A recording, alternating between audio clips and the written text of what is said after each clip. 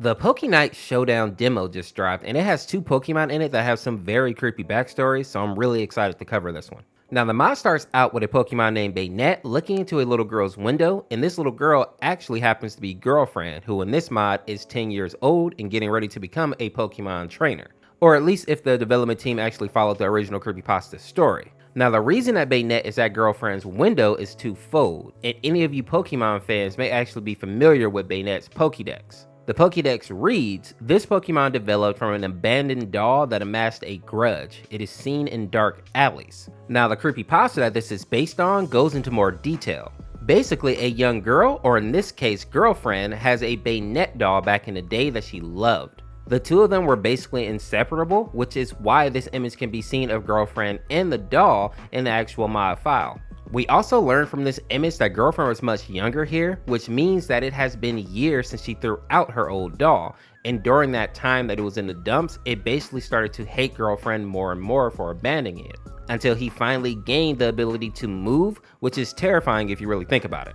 With his new movement, the doll was actually just going to go to Girlfriend's house and rip up some of the new toys that she had gotten, but after seeing how happy she was without him, we see this cutscene. We were best friends until you abandoned me.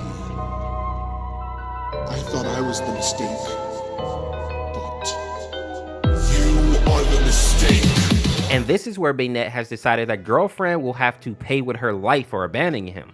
Now, in the original creepypasta, Baynette actually sliced the young girl's neck meat, and yes, I'm trying to say that in a way that won't get flagged by YouTube. But in this mod, it looks like if Girlfriend loses to Baynette, he'll push these pins right here into her eyes, which is actually where this little image is from. It's the game over screen. And if you ask me, I think that may even be a worse fate than the creepypasta one. Now, the next character that we see is Jigglypuff, and you guys probably remember this version of it from the Hypnos Lullaby mod, but it's actually based on a piece of artwork created by a person named Gaga Kuzuko. While the original piece of art didn't have any lore to it, the community has made quite a few creepy stories to go with this image, but I'm only going to tell you the most popular one, which has to do with Nurse Joy. Basically, this Jigglypuff used to hang around a Nurse Joy that ended up becoming super depressed because she couldn't help all the Pokemon that came to her center. Some of them even ended up dying under her care. The guilt eventually got the better of Nurse Joy, so she shooed Jigglypuff away and ended up taking her own life. Now, once Jigglypuff came back to the Pokemon Center and found Nurse Joy, it changed something in the Pokemon, which is why it looks so evil now.